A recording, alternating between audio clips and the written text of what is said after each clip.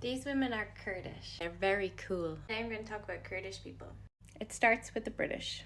After World War II, sliced and diced the Middle East, basically causing chaos. Again, this was all planned, divide and conquer, so that the West could extract the resources from the Middle East forever.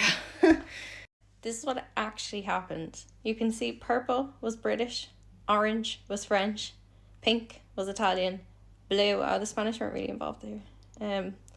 These were independent. This is modern day Iran, and that was what was left of the Ottoman Empire. This is what happened to the Kurds. With divide and conquer, they deliberately separated ethnic and indigenous tribal groups and put puppet governments in on countries. It's just so messy. I have a full video on the divide and conquer Middle East thing that the British Empire did on YouTube, but for now, this one's about our Kurdish queens and their anti-capitalist economy as they reclaim their identity and say no to imperial capitalists. Kurds are the world's largest nationless state, with 40 million people spread across Turkey, Iran, Syria. Of course, in the 1920s, the British and the French promised the Kurds a country. That never happened. Because the Middle East was not divided randomly, it was based on where the crude oil was. They have long exploited Kurdish lands for oil, agriculture, military. So the Kurds have been imperially suppressed for quite a while now. Western powers have used and then abandoned them repeatedly, arming them when convenient, and then stepping back to let them be massacred when it wasn't. In 2011, after the fall of the Assad regime and the start of the Syrian war, Kurds in northern Syria took their moment to declare themselves. Only instead of building a new state, they built a radical, decentralized system. Here's an info sheet, pause to read.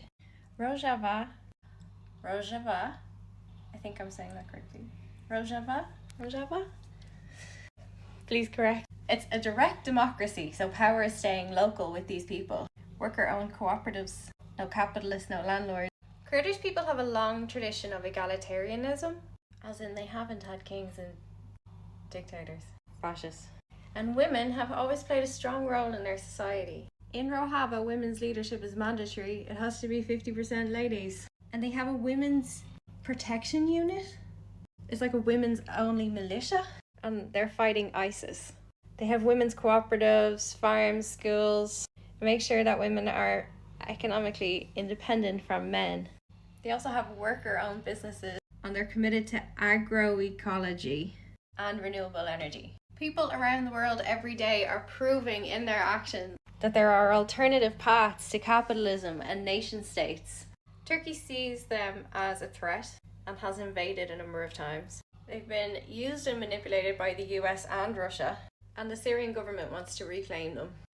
They face economic blockades and sanctions. Their trade is limited.